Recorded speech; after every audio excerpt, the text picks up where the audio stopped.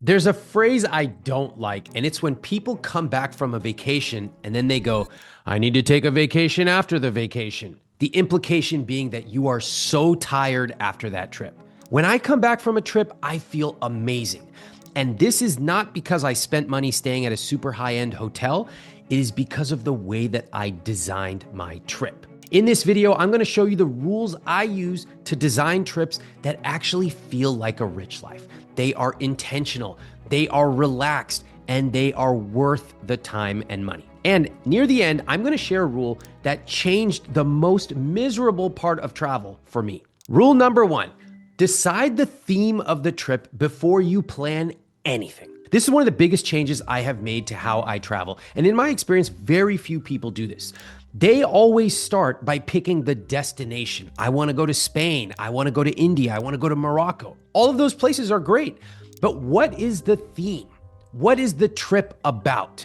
Because if you don't decide that, then every decision you make feels equally important. So what ends up happening is you overbook your days. You feel an immense amount of FOMO, and you bounce between totally different types of experiences. These are the kind of trips you've been on. You know, you start early in the morning and you're going all day long, and at the end of the day, you are exhausted every single day. The trip starts to feel scattered.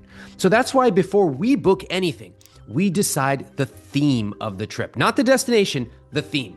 Are we going for adventure, relaxation, culture, connection? That one decision quietly eliminates tons of options, which allows us to go deeper on the things we've chosen. For example, if the theme is adventure, then early mornings and physical activities and long days make sense. We don't resent them. Or if the theme is relaxation, we are not trying to squeeze in every museum and tour and reservation. In fact, we might actually just book 1 day or 2 days just to stay in the hotel and relax, guilt-free. Here's why this matters so much. When you choose a theme that is meaningful to you, that theme becomes a filter. So once you know what this trip is about, planning becomes easier because most of the decisions are already made for you. For example, if you are doing a relaxation vacation, you are not going to be waking up at 6 a.m. and going until 9 p.m. It just doesn't fit with what you yourself chose. So you don't have to ask anymore, is this a good activity? Would we like this? You're instead asking, does this activity fit the theme of our trip? Try it. Before you book anything, write one sentence down. Just fill this out. The theme of this upcoming trip is, and if something doesn't support that theme, cut it. Even if it sounds interesting, even if you might not come back for a while. And once your theme is clear, the next rule determines whether this trip actually feels good or it just looks good on paper. Rule number two, spend money to improve how you feel, not how things look. Here's one problem I have experienced over and over, and I've seen it in other people's vacations. We often optimize for how things look instead of how they feel. So we'll plan a trip that sounds impressive, or it sounds like we got a deal, or we go to one of those Instagrammable places that looks good in photos, but once we get there, we're just like, this is not that cool. What I actually care about is how this trip will feel. Am I going to feel exhausted or energized? Am I going to feel calm or irritated? Sometimes I actually want to feel uncomfortable. When I go to certain countries or cities where there's an assault of smells and foods and all kinds of different sensory experiences, I actually want that for certain trips, but not for others. This is how I decide what's worth spending on. For example, I've learned that if I land feeling exhausted, that entire first day of that trip is going to be really difficult on me. I'm going to feel short-tempered, tired, and everything's just going to feel like it's lagging. So I design around that. That might mean choosing a flight time that doesn't really wreck my sleep. It might mean paying more for a seat where I can actually rest. It definitely means paying attention to what I eat because I don't want to walk off feeling sluggish. Sometimes it might mean just accepting we are going to be tired. We're going to get to the hotel and we're going to sleep for 4 hours and then we're going to go out. Now, I will show you exactly what I do about food later because actually changing the way that I eat on vacation has completely changed how I travel. But this idea right now goes beyond flights. I've also noticed that spending a little bit more to avoid chaos often is worth it. I don't want to have to run through an airport and sweat. Chaos might mean having to carry too much, or deal with logistics when I'm supposed to be present. Here's how I want you to think about this on your next trip. Don't ask, what's the nicest option? Instead, ask, where does this trip usually start to feel bad or irritating or chaotic? And how can I make that part feel better? That answer at that very moment is almost always where you can start to use money to make your experience better and easier. And once you start designing for how you feel, the rest of these rules start to really come together. The next rule is what stops travel from feeling stressful before you even book anything. Rule number 3, never start from scratch when you travel. I gotta tell you that starting from zero every time you travel is exhausting. And that's why so many people end up doing the same generic things in every single city. Oh, what should we do when we're in this city? I don't know. Let's go see the Eiffel Tower. Okay, the Eiffel Tower is cool, but there's so many other amazing things that you would probably find more meaningful. Think about it. For every trip, most of us start by asking the same questions. What airline should I take again? Which seat do I like? What time are we gonna land? What type of hotel should I book? These are all repeated decisions. And when you repeat something over and over, I don't wanna repeat them. I want a freaking SOP, standard operating procedure. That's why I have a 1-page travel document. It's simple, it's nothing fancy. It just captures what I already know about myself, including the airlines I prefer in descending order, the seat types I like, arrival times that I avoid, basic hotel rules such as which hotels to stay at, or if I have a favorite hotel. In my case, I'm very specific down to the room that I stay in and things that I genuinely don't care about. This turns every trip booking into much easier plug and play planning. So I don't have to reopen the same debates. Oh, what time should we take off? No, I start from a default that already works. Planning gets faster, mistakes disappear, and I don't have to burn cognitive energy on things that I figured out 10 years ago. Now, if you don't do this, because very few people have an SOP for travel, here's what happens. You're often going to have 50 different decisions to make, and you're going to overthink small ones because they seem as impactful as big ones. Think about booking dinner on Thursday, the 4th day of your trip. That's going to seem existential, but actually you neglected to ask yourself, how do I want to feel? Here's how to do this without overcomplicating it. Open up a Google Doc. Go ahead and do it right now. Let's do it together. And I want you to write down 3 airlines that you like. Write down 1 seat that you prefer. Write down 1 arrival time that you don't want to arrive at. It could be arriving at 3 a.m. or 5 p.m. when there's rush hour traffic. And then write down 3 things you don't care about. In my case, I don't really care about high-end dining. So when I travel, we don't need to plan our trips around reservations because we don't really care that much. Now, that same idea of removing invisible stress so you can focus on what actually matters shows up all over travel. And I'm gonna show you that you have more control than you think. Let's go to the next rule. Rule number 4, stress is actually okay. You know, when we travel, it's not that we want to avoid all stress. Think about it. We are actually willing to go to a brand new city or country and eat at restaurants we've never eaten at. These things would ordinarily feel very stressful, but when we travel, they can feel adventurous. So it's not that we are afraid of stress, but there are certain things that are good stress and certain things that are bad stress. For example, one of my simple fantasies is to walk through the airport with my hands completely free. Look at my beautiful hands. I'm twirling like Julie Andrews in The Sound of Music. They're free. Okay, that's my fantasy. I don't want that kind of unnecessary stress of having to drag these bags, navigate stairs, and one of them falls apart. No, that friction adds nothing to my experience. But I am perfectly happy walking through a neighborhood, finding a local laundromat, and doing my own laundry. I actually really enjoy exploring the city that way. I love it. That effort makes me feel more connected to where I am. Living a rich life, especially when you travel, is not about avoiding stress. It's about deciding what is worth it to you, what you actually enjoy, and where you want to incur stress. When I go to New Delhi and my family lives there and I go shopping in the markets, I know it's going to be stressful and I love it. I choose to do it because I know it's going to give me an amazing, rich experience. But I have to sit there and lug around a 75-pound suitcase up an escalator and then I'm all sweaty. No thanks. Now, once you make this distinction of what is good stress and bad stress, your travel starts to get much easier and I actually think much more meaningful. You don't have to ask, how do I eliminate stress? Or even worse, oh God, it's probably gonna be so stressful. You start to say, hey, which kind of stress am I looking forward to? And which kind of stress am I going to intentionally avoid? Let me show you how to apply this on your next trip. Think about one part of travel that consistently frustrates you. Something that feels like work, it pulls you out of the experience. It just doesn't make you feel good about the overall trip.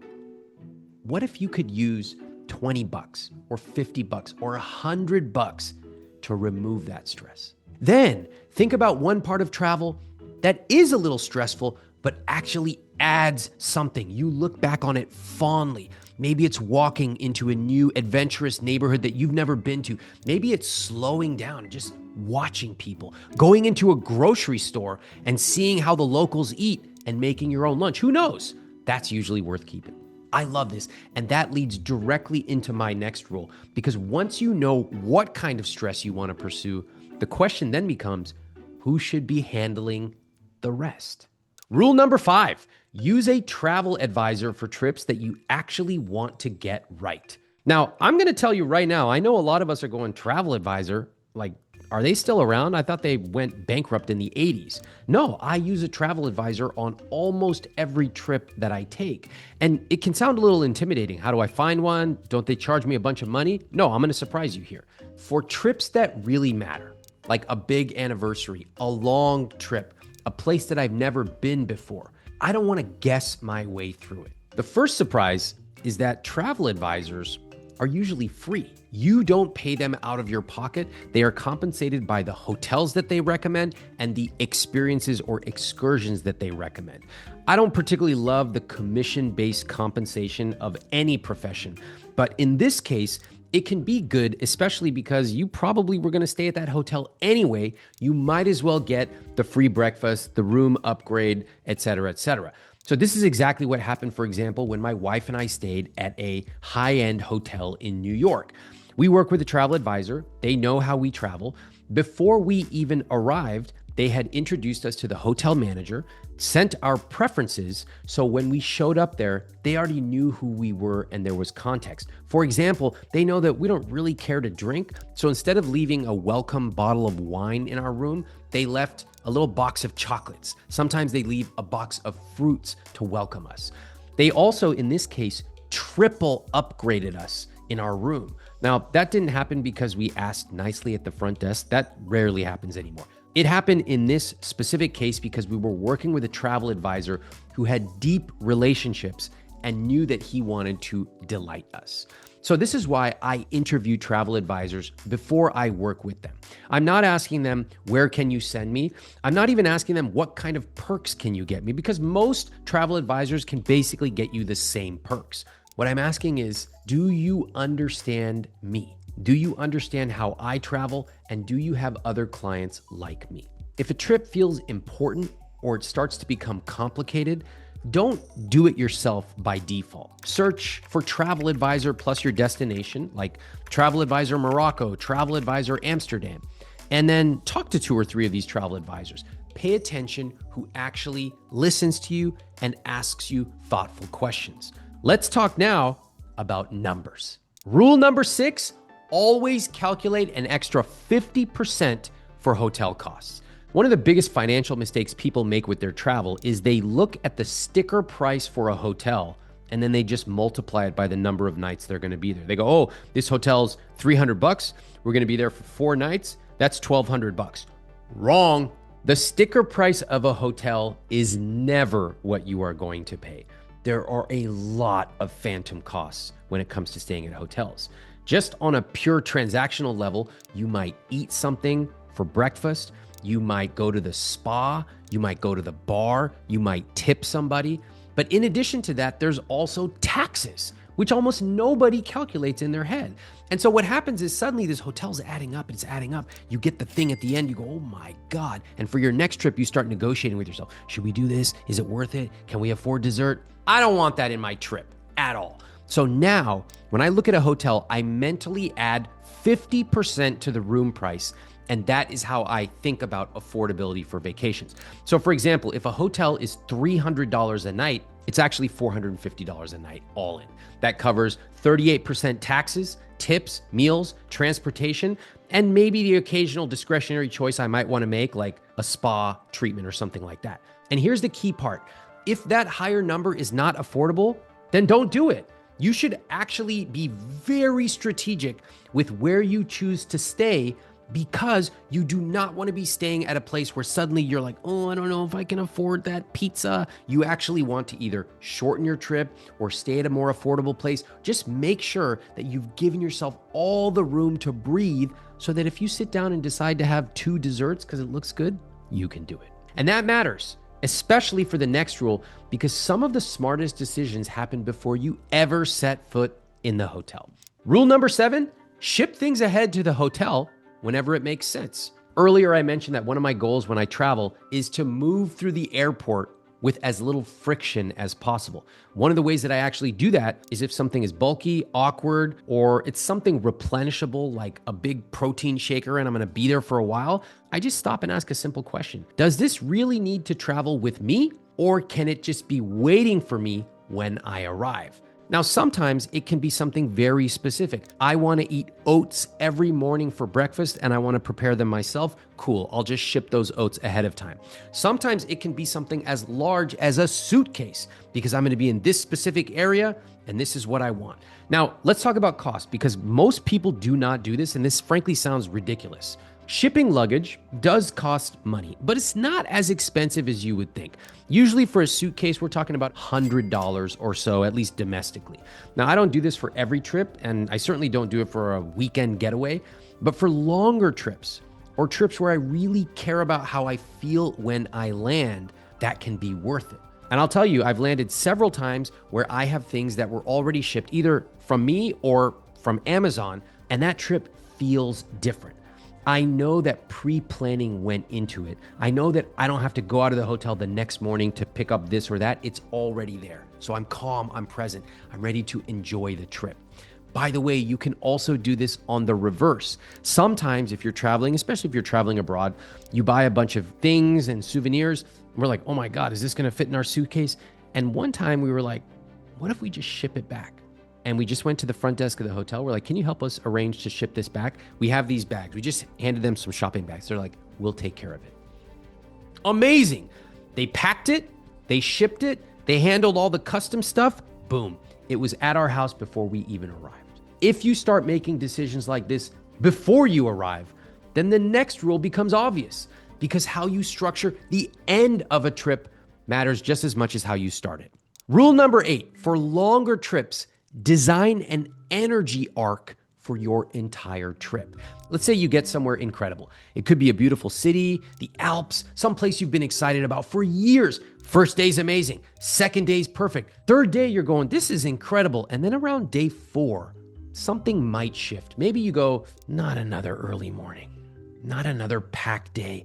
I just want to sleep in on my vacation. And if you don't plan for that shift, that trip starts to drag. It starts to feel like an obligation. And ironically, you start to resent this beautiful trip that you're on. Now, I love this rule, and it was taught to me by a travel planning firm when we went on our honeymoon. When a trip is more than just a few days, I don't think about where we are going first. I think about how my energy is going to change over the course of that trip. And our general rule is that if we're on a long trip, we want to start in a city. We want to end in a resort. In other words, we want to start active, moving around. And then as we go, eventually we want to get calmer and calmer, more and more relaxed. You might do it in reverse. It's totally up to you. But the important thing is to simply think about an energy arc in the first place. Someplace designed for rest. We don't feel FOMO there because we already got our activity way back here, which leads into our next rule, because what you say once you arrive can completely shape how your trip feels. Rule number 9, send a pre-arrival preference email to the hotel. Before we arrive anywhere, My assistant sends the hotel a short note. It's nothing complicated, just the basics. What we like, what we don't, anything that is useful to know. For example, we don't drink much alcohol. So instead of a hospitality gift of a bottle of wine, which a lot of these hotels have, we say, if you have that, we would love some berries or chocolates in the room. And you don't need an assistant to do this. You can just email the hotel yourself. One short message before you arrive can actually totally change the entire tone of the stay. Now, I know a bunch of you are wondering like, hey, Ramit Sethi, are you telling me I should email the Best Western and tell them my hospitality demands before I arrive? Actually, yes. You should try it because anyone who works in hospitality loves to delight their customers. They might not have a fresh bowl of hand-picked berries waiting for you when you arrive, but so what? What's the worst that happens? They ignore you? The best that can happen is that they actually acknowledge what you requested. Maybe they help you with a restaurant reservation. They certainly pass the word along to the kitchen that you are gluten-free, and on and on and on. What I've noticed is that when you don't say anything, you are treated like everybody else, and people guess. And when people guess, they guess wrong because, of course, they guess for the averages. Not because they're bad at service, but because they don't know you. When you travel, you should assume that from the minute you leave your house, everybody wants to delight you. This is a radically different way of thinking compared to how I traveled when I was younger. When I traveled when I was younger, I immediately assumed everybody's trying to rip me off. Look at my body language. Oh, they're trying to take me for everything I've got. They're trying to rip me off. And maybe once in a while they are. So what? Imagine how it feels when you send a preference document. Hey, we're celebrating our anniversary, or we're celebrating a half birthday. Imagine what happens when a couple of those places actually delight you.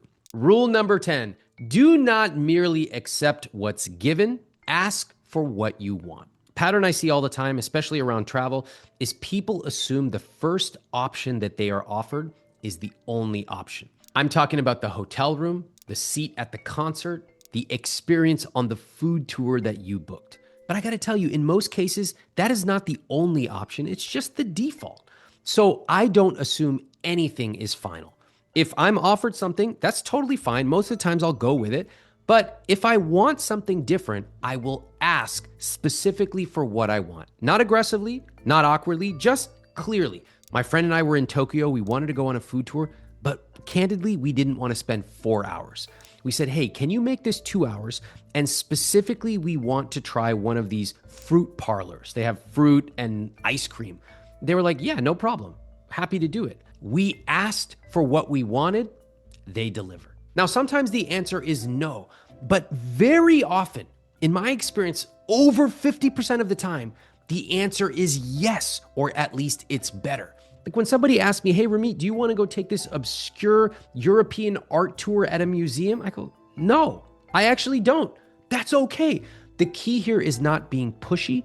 It's simply being engaged with what you want and being polite when you ask for it.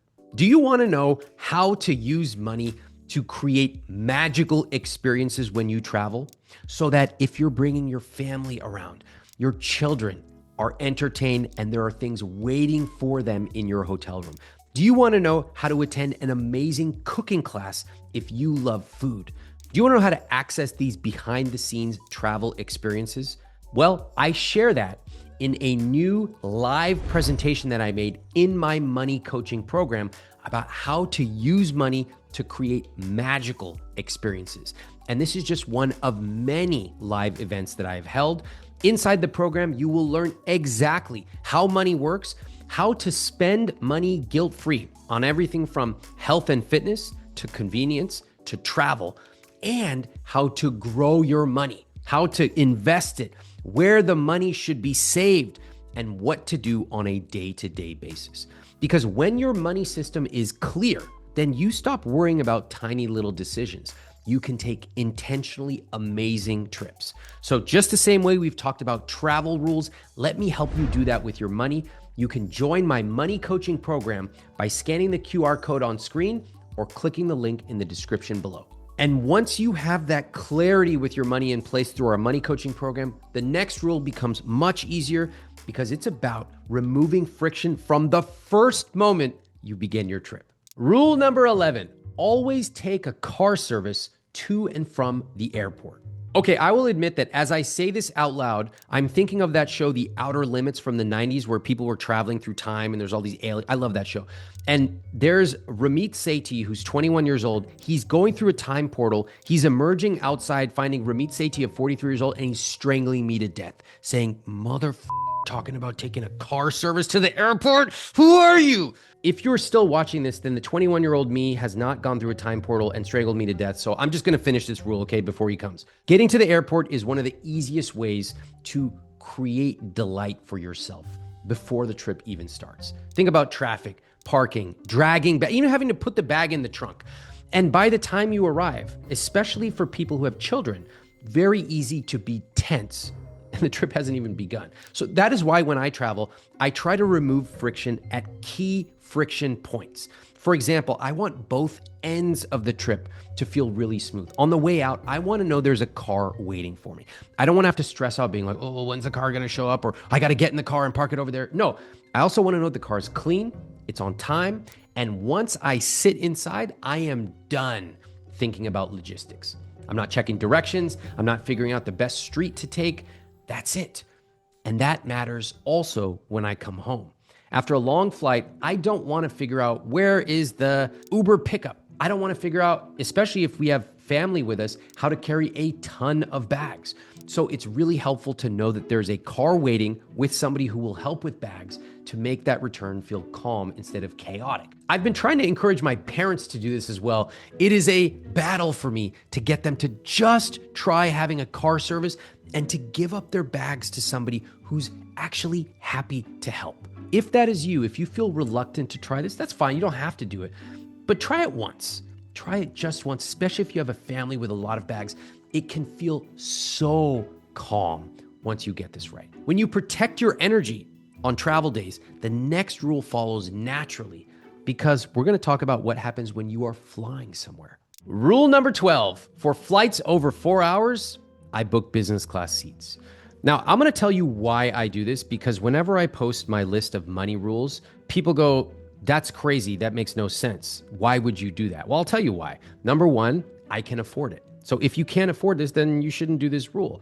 But also, I realized when I was younger, I used to walk from the front of the plane to the back, sitting in my economy seat, and I would laugh at the people who would sit in the front and be like, you're so stupid. Why would you pay 4 times the amount of money? We're all getting to the same place. What I should have done is to get more curious.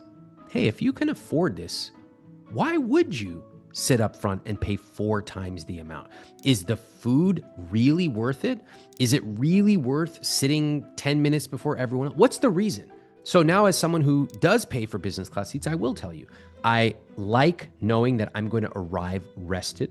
I like knowing the certainty that there is going to be a place for the bag, that I'm always going to be sitting in basically the same seat. I like the certainty because it's one less thing I have to think about. It's not about status, not even really about the food, because I usually bring my own food. And that one difference of intentionality carries through the rest of the trip for me. Now, this naturally led to the next change that I made. Rule number 13, bring your own food on flights. Years ago, I stopped treating airplane food like a perk, meaning when I would sit in any seat, they give you the food, they give you the crackers, and it feels free. Wow, this is so cool. Then I started traveling business class, first class, and they give you these meals with the tablecloth and the silverware. Then you go, wow, this is good. It's free. And then eventually I started to think about things differently. I actually don't want free. If you try to give me some free thing, more likely than not, I'm just going to say no, thank you. So when I go to a hotel, I don't need to take their free shampoos. I have my own shampoo at home. Same thing with food on a plane. I don't want free food that's going to typically leave me feeling really sluggish or heavy. A better approach, at least for my wife and for me, the ultimate luxury for us now is actually so simple, and it is to bring our own food. So I can't believe I didn't think about this before, but I just did not connect the food that I was eating on a flight with how I felt walking off. Which brings us to the next rule, because I think the arrival matters a lot, sometimes as much as the flight itself. Rule number 14, never land in a city at a bad time. Okay, in my opinion, one of the easiest ways to make a trip start off in a tough, tiring way is to arrive at somewhere without thinking about little logistics. Like, I don't want to land in New York at 5 p.m. on a weekday. It sounds like, hey, if that's the ticket I got, that's the ticket I got. But if I have a choice, I'm probably not choosing that one. So we're now fiddling around with the last 3 or 5%. But when it comes to that, timing matters. How you enter a travel destination, how you re-enter your own life, that can really set the tone for the next half day. So not only do I have my SOP that includes airlines that I like and seats that I like, but it also includes arrival times, something I did not think about for a long part of my adult life. That includes outbound and also coming home. Think about it. Do you want to have to wake up at 4:30 a.m. to make a flight? Maybe, maybe not. But it's something to think about and put into your standard operating procedure. And once you get intentional about timing like this, then the next question becomes, how long should you actually stay in one place? Well, rule number 15, spend a minimum of 4 nights in any place. This is my personal rule, and my wife and I developed this because we stayed certain places 1 night, 2 nights, 6 nights, and on and on.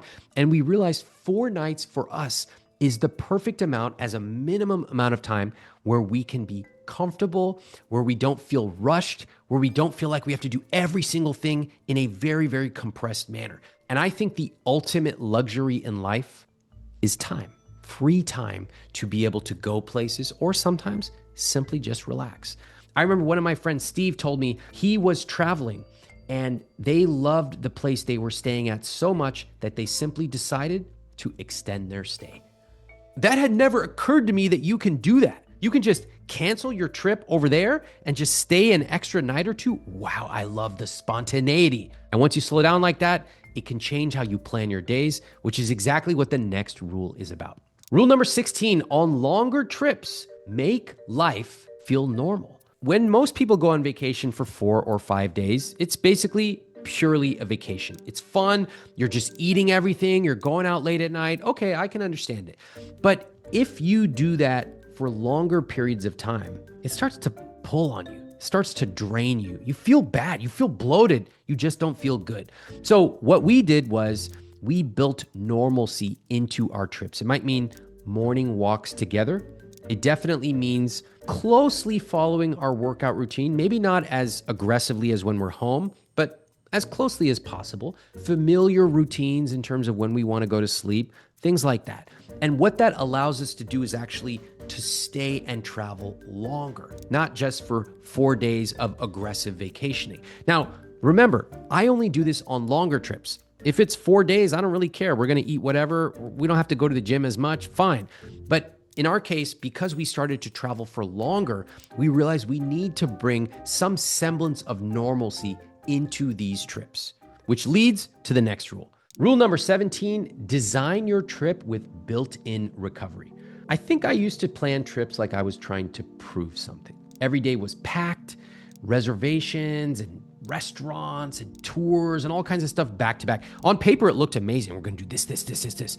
But when I was there on the ground, it just felt rushed. And I learned that great experience needs space to breathe. By the way, this happened with my wife and me. One time she said, hey, can you help me plan this part of the trip? I'm pretty busy. I need your help to plan it. I said, no problem. And I planned it. And we get there. And on that day, I freaking packed that schedule from 7 a.m. until 10 p.m.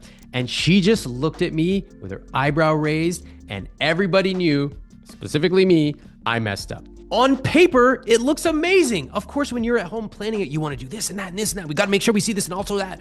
But then when you're there, you don't want that. Maybe one thing, maybe 2 things a day. In our case now, with the way we travel, it's one major thing every 2 days.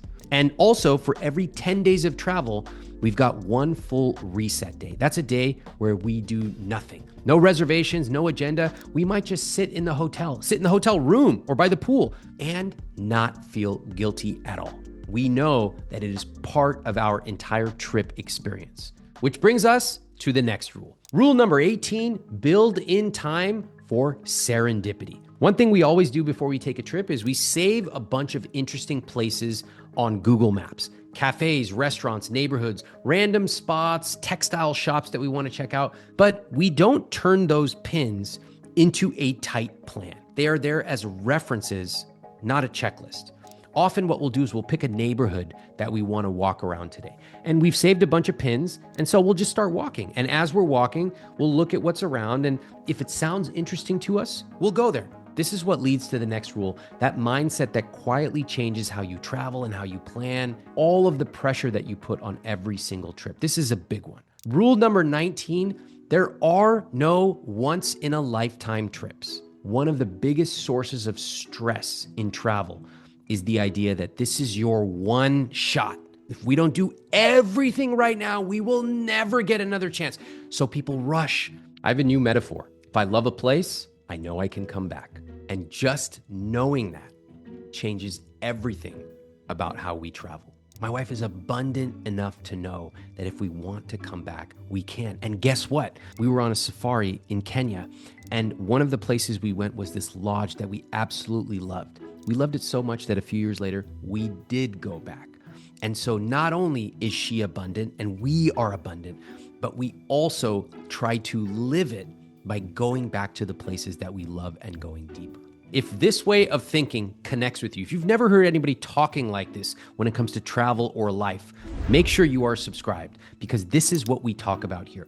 Counterintuitive, surprising ways to make better decisions with money and time and your energy so you can actually live a calm and intentional life instead of being rushed and reactive. And now let's bring all of this together. Rule number 20, celebrate special trips intentionally. One thing that's easy to forget when you travel is why the trip matters in the first place. My wife and I look for rituals that we can create to commemorate special moments. And we try to do them a lot. I mentioned that we don't really drink that much, but when a trip is special, when we sit down on the plane, we will toast a glass of champagne right there. It's not because of the champagne. It's the moment where we pause and we look each other in the eye and we say cheers. We're really saying this matters. I think those small rituals are really important. They mark that trip. They separate it from routine. What is it for you? Could be a prayer, could be champagne, could be eating a certain type of food. None of these rules are about being fancy. There's a couple of them on there that are pretty expensive, but you don't need to do all of them. Just adapt and adopt for your own needs. So once you start thinking this way, travel kind of becomes a mirror. It shows you what is important to you. It shows you, if I design my vacations like this, can I design my life like this as well? And in the next video, I'll show you how to apply this same way of thinking to your entire life, not just travel, so you can design what your rich life actually looks like. Watch this video next.